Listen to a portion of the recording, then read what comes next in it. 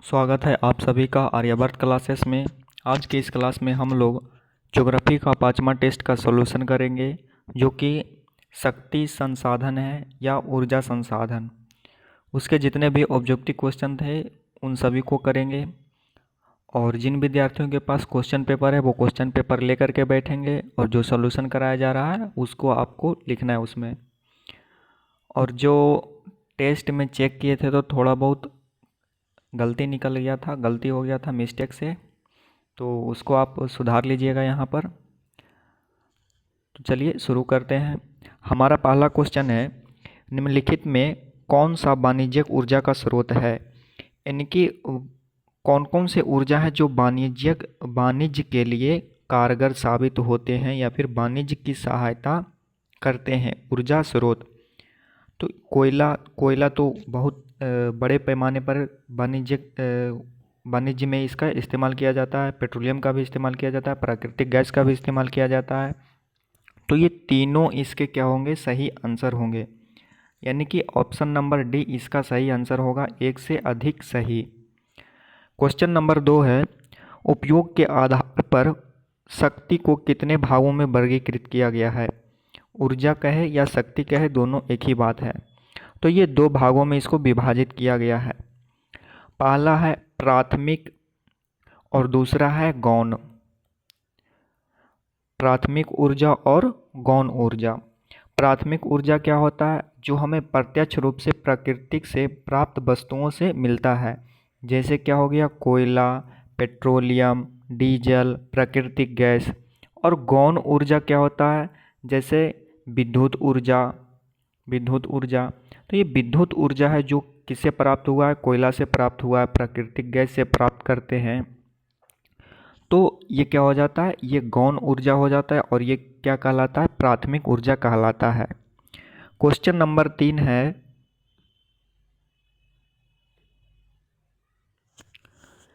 निम्नलिखित में से कौन सा सतत शक्ति स्रोत है। सतत क्या होता है, सस्टेन करते रहना, यानी कि लगातार चलते रहना, उसको क्या बोलते हैं, सतत कहते हैं। आप लोगों ने सतत विकास के बारे में पढ़ा होगा, तो वही पूछ रहा है क्या सतत शक्ति का स्रोत है। तो प्राकृतिक गैस ये एक ना एक दिन क्या होगा, समाप्त होगा, ये सतत ऊर्जा नहीं है।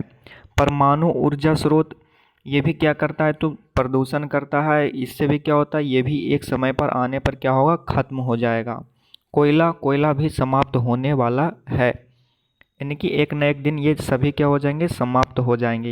ये क्षयशील है, इनका क्या होते हैं, ये खत्म होते हैं, समाप्त होते हैं। लेकिन भूमिगत ऊष्मा ये कभी खत्म नहीं होगा। तो ये क्या है, सतत ऊर्जा का क्या है, एक स्रोत है। ये भूमिगत ऊष्मा होता क्या है, जब पृथ्वी से क्या होता है, ज्वालामुखी फटता है। ये पृथ्वी रहा ऐसे, पृथ्वी के अंदर आप लोगों को पता है ये मैग्मा है, पिघला हुआ है। अब जब ये मैग्मा क्या होता है, ये अपने रास्ते से निकलता है, यहाँ से ऊपर की ओर बढ़ता है। एक मिनट, ऊपर की ओर क्या होता है, ये निकलता है। अब जब ये ऊपर की ओर निकलने के दौरान क्या होता है कि बीच में आप लोगों को पता होगा कि इधर क्या है, पानी भी है, जल भी है। तो जब इसमें क्या होता है, जल मिलता है, जब इस लावा के संपर्क में जल आता है तो जल क्या होता है, बाष्पीकृत होना शुरू हो जाता है, और ये लगातार क्या होता है, भाप के रूप में ऊष्मा निकलता है। तो जो ये ऊष्मा निकल रहा है उसको एक कुप्की विधि से क्या किया जाता है, इसको कुप्की विधि से डायरेक्ट क्या करते हैं, टरबाइन पर मारते हैं, और ये टरबाइन घूमता है, और इससे क्या करते हैं, हम लोग बिजली बनाते हैं। तो ये कुछ उपाय है जिनसे क्या किया जाता है, ऊर्जा की प्राप्ति की जाती है। तो इसमें सतत विकास या फिर सतत शक्ति का स्रोत कौन होगा, ये भूमिगत ऊष्मा होगा। क्वेश्चन नंबर 4 है, निम्नलिखित में से कौन सा प्राथमिक ऊर्जा के अंतर्गत नहीं आएगा। यानी कि वो कौन सा ऊर्जा जो प्रथम ऊर्जा नहीं कहलाएगा। यानी कि प्रकृति से वैसा प्राप्त वस्तु जिसे हम ऊर्जा प्राप्त करते हैं उसको हम क्या बोलते हैं, प्राथमिक ऊर्जा कहते हैं। पेट्रोलियम कहाँ से प्राप्त हुआ है, हमें प्राकृतिक से प्राप्त हुआ है, तो ये होगा। और प्राकृतिक गैस तो ये भी होगा, हमें प्राकृतिक से प्राप्त हुआ है। रेडियोधर्मी खनिज यानी कि ये क्या बोल रहा है, यूरेनियम, थोरियम, वेनेडियम, इन सभी के बारे में कह रहा है।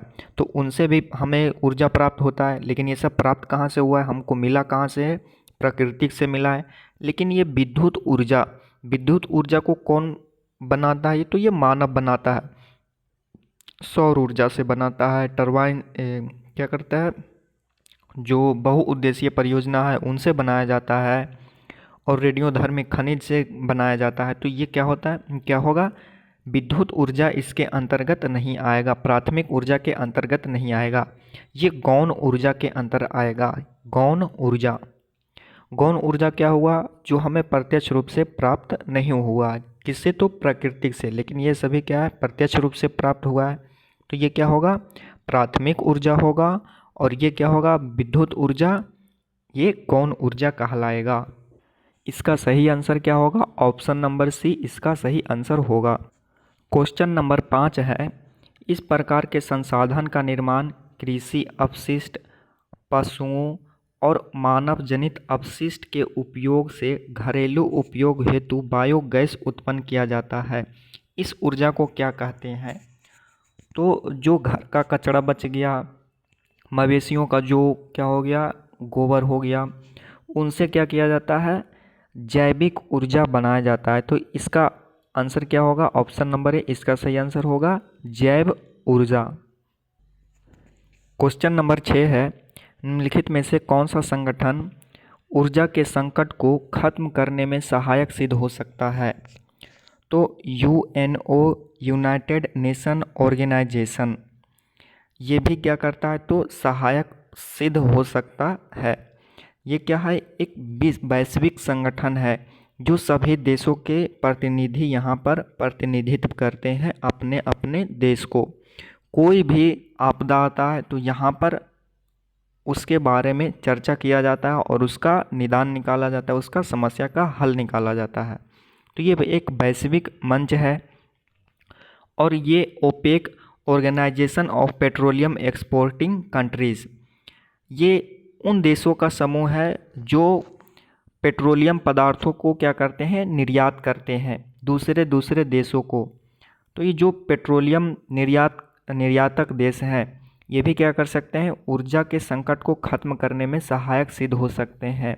WTO ये क्या होता है, वर्ल्ड ट्रेड ऑर्गेनाइजेशन, ये भी संस्था क्या करता है, तो जो विश्व में सभी देश व्यापार करते हैं, तो जो वैश्विक व्यापार की नीतियां हैं उनको क्या करता है, रेगुलेट करने का काम करता है, नीतियां निर्धारित करने का कार्य करता है।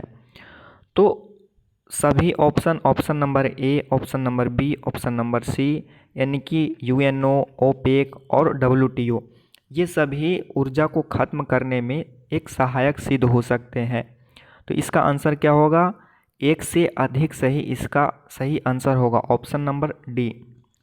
इन सभी को आप बढ़िया से लिख लीजिएगा, और WTO का हेडक्वार्टर कहाँ है, तो ये आपको बताना है, और इन सभी का जो पूरा नाम है इसको आप लिख करके कमेंट में भेजिएगा। क्वेश्चन नंबर 7 है, यह ऊर्जा पृथ्वी के उच्च ताप से प्राप्त किया जाता है।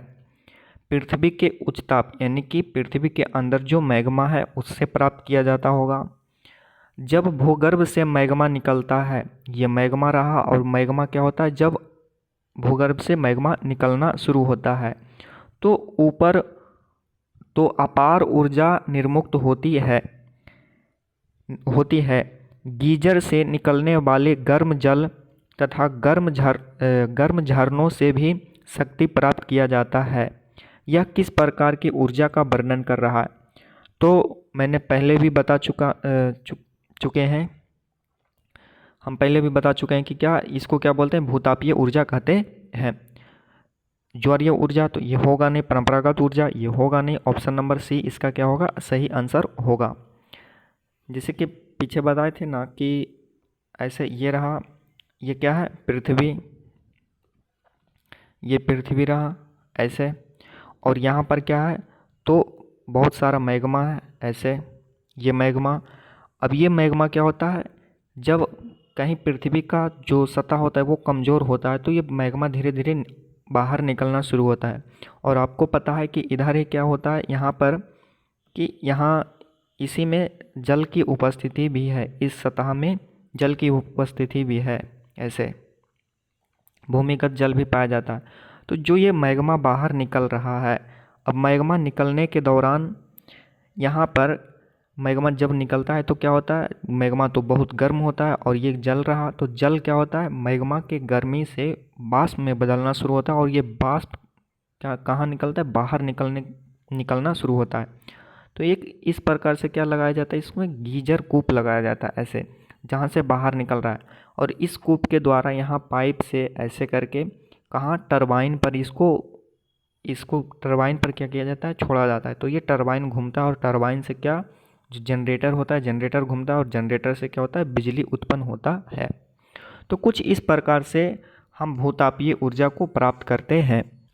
क्वेश्चन नंबर 8 है, इस ऊर्जा की प्राप्ति हेतु खंभात की खाड़ी सबसे अनुकूल स्थान है जहाँ से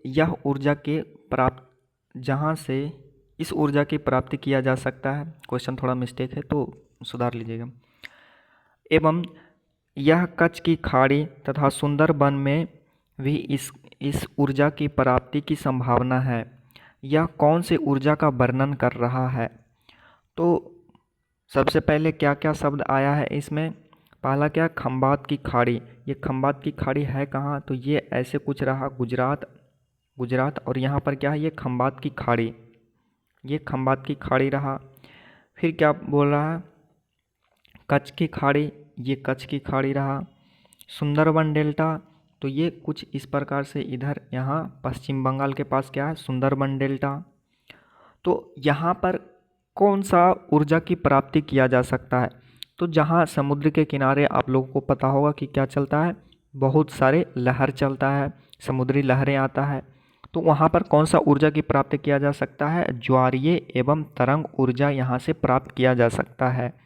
तो इसका आंसर क्या होगा, ऑप्शन नंबर डी इसका सही आंसर होगा। क्वेश्चन नंबर 9 है, पवन ऊर्जा की प्राप्ति के लिए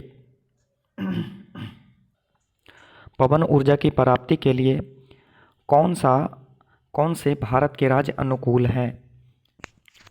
तो पवन ऊर्जा की प्राप्ति कौन कौन से राज्य में किया जा सकता है, जो तटीय प्रदेश होता है उसमें तो किया जाएगा ही जाएगा, और जहाँ ज़्यादा गर्म क्षेत्र रहता है वहाँ पर भी किया जा सकता है, क्योंकि जो क्षेत्र गर्म होगा, गर्म हवा होगा, तो गर्म हवा कहाँ ऊपर की ओर उठेगा, और जो ठंडी हवा है वहाँ पर भरने के लिए आएगा। गर्म स्थान के जहाँ पर गर्म हवा खाली हुआ वहाँ पर ठंडी हवा वहाँ पर आएगा, तो हवा अपने आप चलेगा, तो वहाँ भी ऐसा किया जाएगा। तो अच्छा, भारत का ऐसा कौन सा राज्य है जहाँ पर गर्मी अधिक पड़ती है? एक राजस्थान है, गुजरात है। तो ऑप्शन में देखते हैं, पहला ऑप्शन नंबर है तमिलनाडु, ये तटीय प्रदेश है, यहाँ होगा। राजस्थान गर्म क्षेत्र यहाँ होगा, गुजरात यहाँ गर्म क्षेत्र होगा, तटीय प्रदेश यहाँ होगा, कर्नाटक यहाँ होगा। तो हमारा आंसर क्या हो जाएगा, ऑप्शन नंबर ये, यहाँ तमिलनाडु, राजस्थान, गुजरात, महाराष्ट्र और कर्नाटक में पवन ऊर्जा की प्राप्ति किया जा सकता है। लेकिन और ऑप्शन को देख ले, यहाँ पर ऑप्शन में आ गया अरुणाचल प्रदेश, तो ये होगा नहीं। यहाँ ऑप्शन में क्या आ गया, बिहार, तो ये होगा नहीं। और यहाँ पर एक ऑप्शन क्या आ गया, असम, तो ये होगा नहीं। तो हमारा आंसर क्या होगा, ऑप्शन नंबर इसका सही आंसर होगा। क्वेश्चन नंबर 10 है, तारापुर न्यूक्लियर पावर प्लांट या फिर तारापुर परमाणु विद्युत गिरी भारत के कौन से राज्य में स्थित है? तो ये कहाँ है, महाराष्ट्र में है, महाराज में नहीं, महाराष्ट्र में, इसको आप करेक्ट कर लीजिएगा। महाराष्ट्र में है, कौन सा, तारापुर। ये भारत का पहला परमाणु संयंत्र है जो कि 1959 में इसको लगाया गया था। Tarapur nuclear power plant Bharat का पहला न्यूक्लियर पावर प्लांट है, और ये एशिया का भी क्या है, सबसे बड़ा है, एशिया का सबसे बड़ा न्यूक्लियर पावर प्लांट। कौन, Tarapur nuclear power plant. Total nuclear power plant है कितना, खास करके भारत में तो हम 7 राज्यों के बारे में पढ़े थे कि यहाँ पर कितना, 7 न्यूक्लियर पावर प्लांट है। तो उसको थोड़ा सा रिवाइज कर लेते हैं जल्दी जल्दी। पहला न्यूक्लियर पावर प्लांट कहाँ का देखते हैं, तो सबसे पहले दक्षिण भारत का देख लेते हैं, कौन सा, एक तमिलनाडु में कौन कौन है, तो एक क्या है, तूतीकोरिन,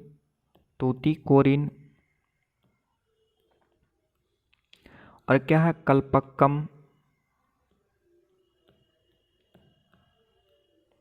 कल्पक्कम, सॉरी यहाँ तूतीकोरिन नहीं होगा, एक कल्पक्कम है, और एक क्या है, कूडन कूलम,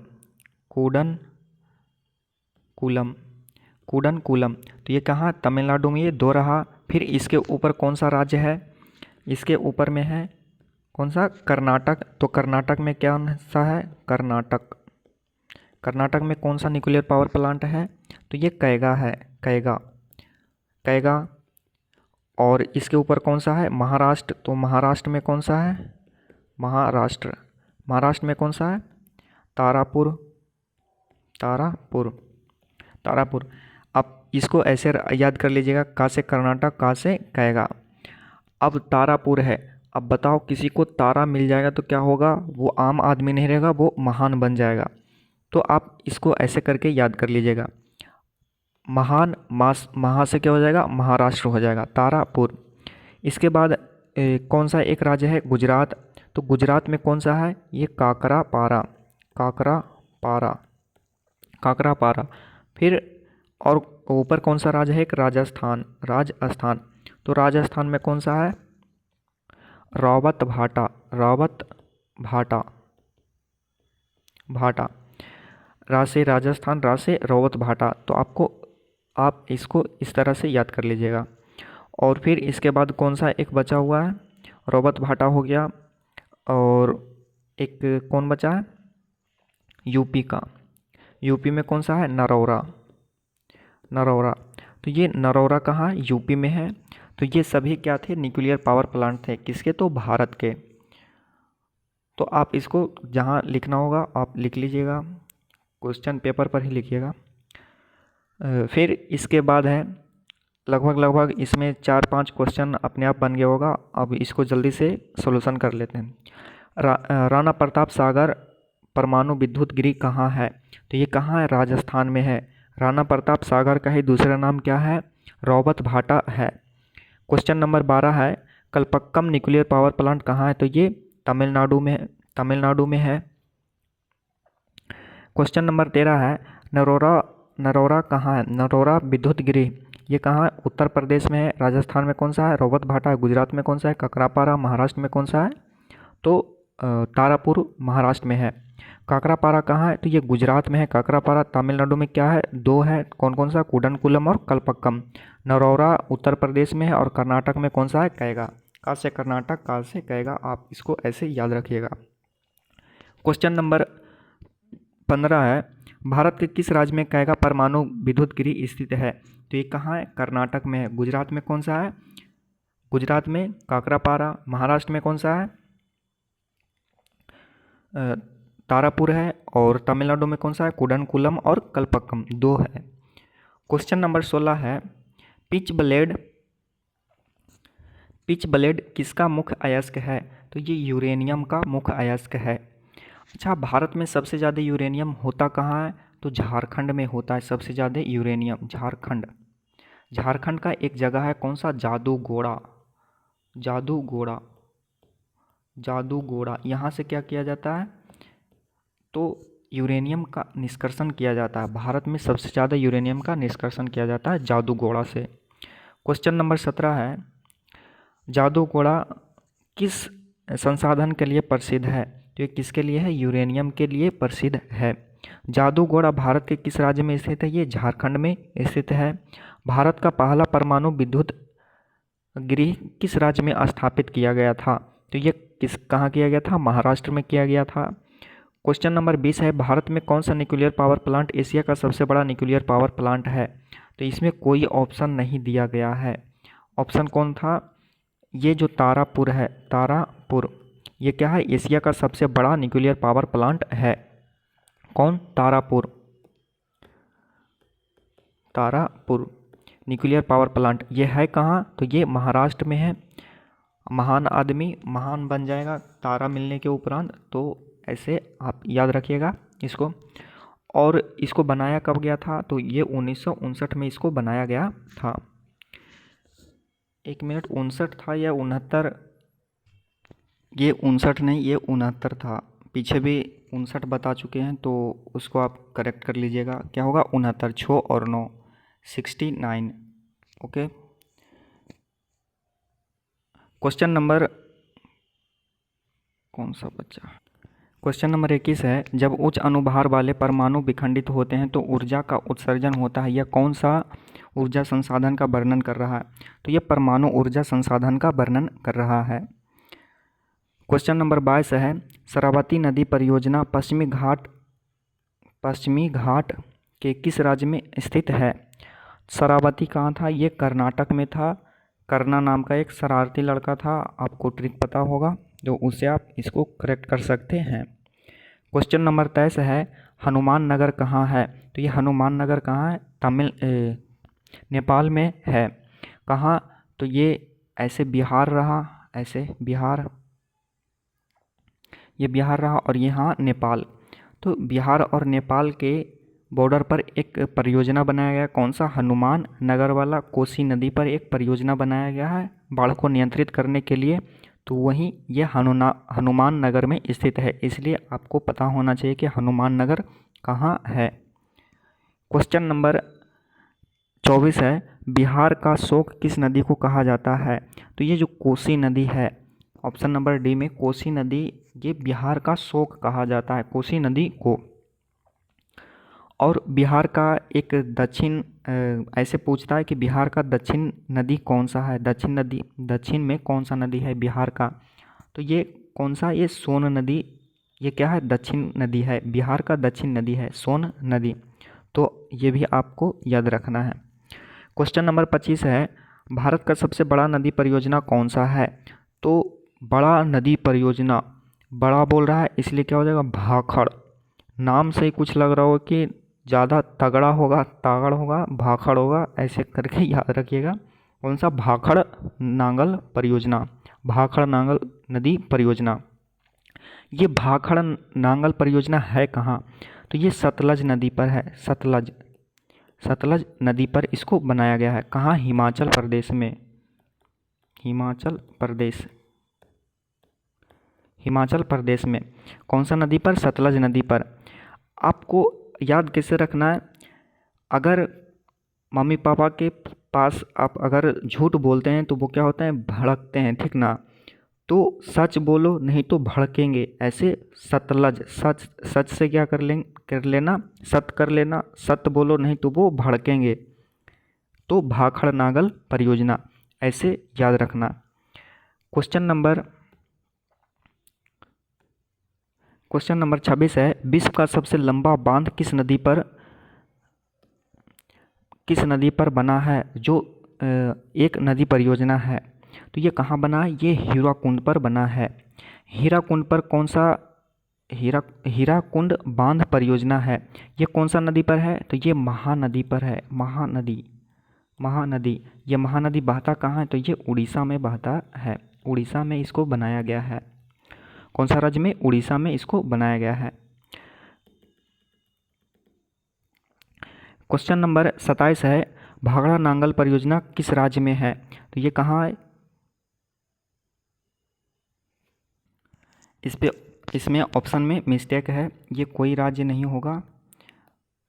यहाँ अलग से आप लिख लीजिएगा। क्या? कौन सा? हिमाचल प्रदेश। यहाँ है कौन सा? भाखड़ा नांगल परियोजना। दामोदर नदी घाटी परियोजना किस राज्य में स्थित है? तो ये कहाँ है? झारखंड और पश्चिम बंगाल में स्थित है। कौन सा? दामोदर नदी घाटी परियोजना।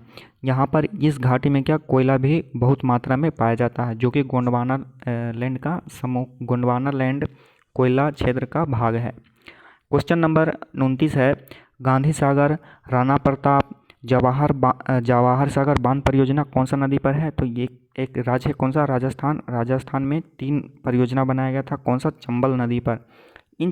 इन तीनों परियोजना किस नदी पर है? ये तीनों तो चंबल नदी पर है। चंबल नदी बहता कहाँ है? तो ये राजस्थान में बहता है। क्वेश्चन नंबर 30 है, तुंगभद्रा परियोजना भारत के किस राज्य में स्थित है? तुंगभद्रा परियोजना, तो ये कहाँ है? कर्नाटक में है।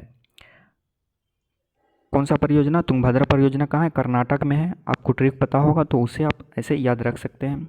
जो इसको जो करना को क्या भद्र भाद्र बात सुनाया गया था, क्योंकि वो क्या था, बहुत शरारती था, मानता भी नहीं था। क्वेश्चन नंबर 31 है, विश्व का सबसे लंबा बांध किस नदी पर है? सबसे लंबा बोल रहा है, तो ये कहाँ है? महानदी पर है। सबसे बड़ा नदी कहाँ है?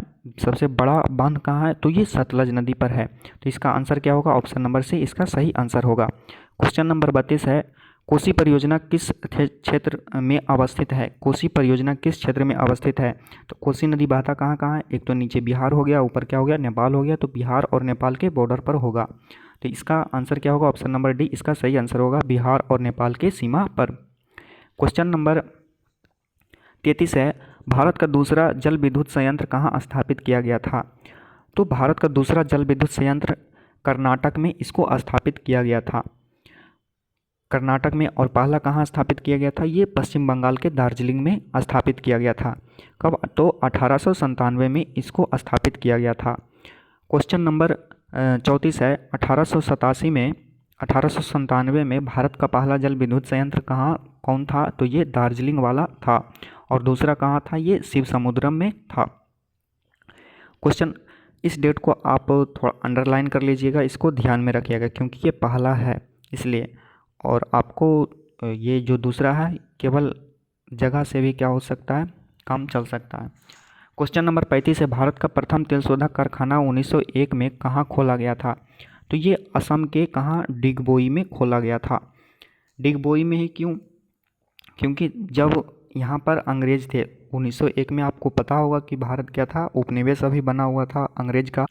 तो जब अंग्रेज़ों को पता चला कि क्या असम के असम के इस क्षेत्र में बहुत सारे तेल हैं, तो उन्होंने क्या किया? बहुत सारे जो नवयुवक थे उन लोगों को लेकर के आया, मजदूर को, और उसको वहाँ पर खड़ा होकर के बोल रहा था, डिग मतलब क्या होता है? डिग मतलब खोदना। तो बोल रहा था क्या? डिग बॉय डिग बॉय डिग बॉय। अब डिग बॉय, बॉय मतलब लड़का, यानी कि खोदो लड़कों खोदो। तो इसको क्या बोल दिया गया? डिगबोई बोल दिया गया। तो सबसे पहले कहाँ हुआ था? डिगबोई में इसको खोजा गया था। 1901 मतलब ऐसे तो बहुत पहले ही मिल चुका था, लेकिन 1901 से क्या हुआ था? वहाँ पर कारखाना स्थापित हो चुका था। कहाँ? डिगबोई में। डिगबोई है कहाँ? असम में है। और असम में बहुत सारे क्षेत्र हैं जो प्रसिद्ध है। असम का क्या है? गुवाहाटी, तो वहाँ से भी निकाला जाता है। महाराष्ट्र के मुंबई से भी निकाला जाता है। और असम के नुमालीगढ़ में भी क्या है? तो ये तेल शोधक कारखाना वहाँ स्थित है। इन सभी क्षेत्रों में तेल शोधक के कारखाने स्थित हैं। क्वेश्चन नंबर 36 है, निम्नलिखित में से कौन सा तेल शोधक कारखाना नहीं है? यानी कि कहाँ पर तेल शोधक कारखाना नहीं है? बरौनी, बिहार तो हाँ है, बरौनी बिहार में है। मथुरा यहाँ भी है, कहाँ? ये यूपी में है। बम्बई महाराष्ट्र में है, तो यहाँ भी है। लेकिन मैसूर में तेल शोधक कारखाना नहीं है। तो इसका आंसर क्या होगा? ऑप्शन नंबर डी इसका सही आंसर होगा। क्वेश्चन नंबर 37 है, बिहार में कौन सा तेल शोधक कारखाना अवस्थित है? तो ये कौन है? बरौनी है। राजगीर में तेल शोधक कारखाना है ही नहीं। बम्बई हाई, तो बम्बई हाई है कहाँ? तो जो मुंबई शहर है, मुंबई शहर से 100 लगभग कितना किलोमीटर? लगभग 80 किलोमीटर, 180 किलोमीटर दूर जाकर के कहाँ? अरब सागर में। वहाँ पर एक क्षेत्र है जहाँ से क्या किया जाता? तेल को निकाला जाता है, कच्चे तेल को निकालते हैं, उसको क्या बोलते हैं? बम्बई हाई कहते हैं। ये नुमालीगढ़ कहाँ है? तो ये असम में है। क्वेश्चन नंबर 38 है, निम्नलिखित में से कौन सा क्षेत्र भारत के तेल उत्पादक क्षेत्र नहीं है? यानी कि कहाँ पर तेल का उत्पादन नहीं किया जाता है? ऑप्शन नंबर पहला ऑप्शन है उत्तरी पूर्वी प्रदेश में। तो जो असम था वो कौन सा होगा? उत्तरी पूर्वी प्रदेश में था असम, तो ये तो होगा ही होगा। लेकिन इस पूछ क्या रहा है? नहीं है। गुजरात क्षेत्र, तो गुजरात क्षेत्र भी है। बम्बई हाई क्षेत्र, तो बम्बई हाई क्षेत्र भी है। तो इसका आंसर क्या होगा? ऑप्शन नंबर डी इसका सही आंसर होगा, इनमें से कोई नहीं। क्वेश्चन नंबर 39 है, कल्पना करें कि आप पेट्रोल पंप के मालिक हैं। अगर आप पेट्रोल पंप के मालिक हैं तो आप किस तेल शोधक कारखाना, शोधक होना चाहिए यहाँ, तेल शोधक कारखाना से पेट्रोल या डीजल खरीदने में, मैं नहीं में होगा, में अधिक दिलचस्पी रखेंगे जिससे आपको आसानी से एवं कम समय में यह प्राप्त हो। अगर आप ऐसा पेट्रोल पंप के मालिक हैं तो कहाँ से खरीदेंगे? मुंबई से खरीदेंगे या फिर बिहार से खरीदेंगे? तो बिहार से खरीदेंगे क्योंकि आप बिहार के निवासी हैं। तो बिहार में कौन सा एक तेल शोधक कारखाना है? तो कौन सा है? बरौनी है। तो आप इसका आंसर क्या लगाएंगे? बरौनी लगाएंगे। बरौनी तेल शोधक कारखाना से हम क्या करेंगे? खरीदेंगे, क्योंकि हमको आसानी से मिल सकता है, बिहार में है बरौनी स्थित, बिहार के आप निवासी हैं, तो आपका रोज़गार भी यहीं होगा, आपका जो पेट्रोल पंप होगा सब बिहार में ही होगा। तो ऑप्शन नंबर क्या होगा? ऑप्शन नंबर डी इसका सही आंसर होगा। क्वेश्चन नंबर 40 है, इस युग में बना कोयला नया एवं घटिया किस्म का होता है। यह कोयला मेघालय, ऊपरी असम, जयपुर, अरुणाचल प्रदेश तथा जम्मू कश्मीर में भी से भी निकाले जाते हैं, ऐसे होना चाहिए, निकाले जाते हैं। यह कोयला क्षेत्र यहाँ किस होना चाहिए? यहाँ किस कोयला क्षेत्र का वर्णन कर रहा है? तो ये किसका कर रहा है? टर्शियरी कोयला क्षेत्र का वर्णन कर रहा है। जब भारत किसका भाग था? गोंडवाना लैंड का भाग था। गोंडवाना लैंड था किधर? तो ये नीचे था। तो गोंडवाना लैंड का भाग था, तो जब धीरे धीरे ऊपर आकर के किससे? लारेशिया से टकराया, अंगारा लैंड से टकराया, तो उसी समय जो कोयला क्षेत्र है उसका निर्माण हुआ था। तो जितना पुराना कोयला रहता है वो उतना ही सही रहता है। तो किसके बारे में बात कर रहा है? टर्शियरी कोयला क्षेत्र के बारे में कर रहा है। ये 5 करोड़ वर्ष पहले ही इसका क्या हुआ है? निर्माण हुआ है टर्शियरी कोयला क्षेत्र का। और गोंडवाना कोयला क्षेत्र का क्या हुआ है? तो इससे 4 गुना अधिक समय लगा है, यानी कि 20 करोड़ वर्ष पहले इसका क्या हुआ है? निर्माण हुआ है। कौन सा? गोंडवाना कोयला क्षेत्र का। सबसे पुराना कोयला क्षेत्र कौन सा है भारत का? तो गोंडवाना कोयला क्षेत्र है।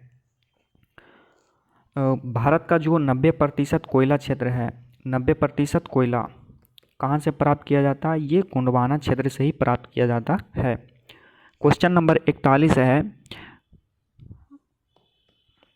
गोंडवाना समूह का संबंध किससे है? किससे है? तो ये किससे है? कोयला से है। गोंडवाना समूह का गोंडवाना समूह का क्षेत्र संबंध कोयला से है, क्योंकि यहाँ से कोयला निकाला जाता है। पेट्रोलियम का संबंध कहाँ कहाँ से हो सकता है? असम से हो सकता है, बम्बई से हो सकता है, राजस्थान से हो सकता है, गुजरात से हो सकता है, इन सभी क्षेत्रों से। पवन ऊर्जा का संबंध कहाँ कहाँ से हो सकता है? गुजरात से, राजस्थान से, महाराष्ट्र से, कर्नाटक से। प्राकृतिक गैस, तो जहाँ से पेट्रोलियम पदार्थ निकाले जा रहे हैं तो वहीं से प्राकृतिक गैस भी निकाले जाएंगे।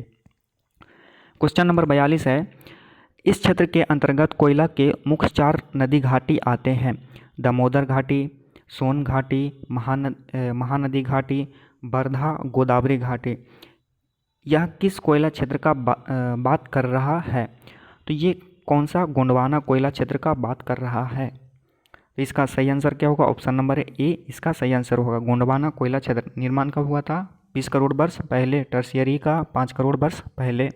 लिग्नाइट कोयला, लिग्नाइट क्या है? तो ये लिग्नाइट सबसे घटिया क्या बोलते हैं? सबसे घटिया नहीं, लेकिन घटिया से एक क्या बोलते हैं, एक पायदान ऊंचे पर है, ठीक ना, पीठ से थोड़ा अच्छा है। तो ये भी कोयला का एक प्रकार है, ठीक ना। अच्छा, कोयला का प्रकार कितना होता है? आप लोगों को पता होगा कि कितना प्रकार होता है। ये 4 प्रकार होता है कोयला। पहला कौन सा हो गया? एंथ्रासाइट। दूसरा क्या हो गया? Anthracite bituminous. तीसरा क्या हो गया? लिग्नाइट। और चौथा क्या हो गया? पीट। तो इसमें सबसे अच्छा कोयला कौन सा होता है? ये एंथ्रासाइट होता है। उसके बाद कौन सा होता है? बिटुमिनस होता है। उसके बाद क्या होता है? लिग्नाइट होता है। इसके बाद क्या होता है? पीट होता है। पीट को हम लोग पीट बोल रहे हैं, बिटुमिनस को हम लोग क्या बोलते हैं? तो भूरा कोयला भी इसको हम कहते हैं, ठेठ भाषा में इसको भूरा कोयला कहते हैं। क्वेश्चन नंबर 43 है, निम्नलिखित में से कौन सा अक्षयशील शक्ति संसाधन है? अक्षयशील, अक्षय मतलब क्या होता है? जिसका क्षय ना हो, जो खत्म ना हो। अच्छा बताओ, अक्षय कुमार कभी कोई मूवी में मरा है? एक आध मूवी छोड़ करके हमेशा हीरो क्या होता है? बचता है। तो जो अक्षय कुमार है कभी खत्म होगा रे? कभी ख़त्म नहीं होगा मूवी में, इसलिए क्या है वो हमेशा चलते रहेगा। इसलिए अच्छा कौन सा संसाधन है जो कभी ख़त्म नहीं होगा? प्रवाही जल, ये ख़त्म होगा। समुद्र में हमेशा क्या होता है, लहराते रहता है, तो ये सब ख़त्म नहीं होगा। ये लहरें हो गया तो कभी ख़त्म नहीं होगा। समुद्री तरंग कभी ख़त्म ही नहीं होगा। तो इसका आंसर क्या होगा? ऑप्शन नंबर ए, बी, सी तीनों होगा। इसलिए ऑप्शन नंबर डी इसका सही आंसर होगा। कौन सा? एक से अधिक सही। ऑप्शन नंबर डी इसका सही आंसर होगा। क्वेश्चन नंबर 44 है, गोंडवाना कोयला क्षेत्र का निर्माण कब हुआ था? तो ये 20 करोड़ वर्ष पहले हुआ था। और 5 करोड़ वर्ष पहले कौन सा हुआ था? टर्सरी वाला हुआ था। ऑप्शन नंबर इसका क्या होगा? ऑप्शन नंबर ए इसका सही आंसर होगा। 20 करोड़ वर्ष पहले ये गोंडवाना क्षेत्र का निर्माण हुआ था और ये टर्शियरी कोयला क्षेत्र का निर्माण हुआ था।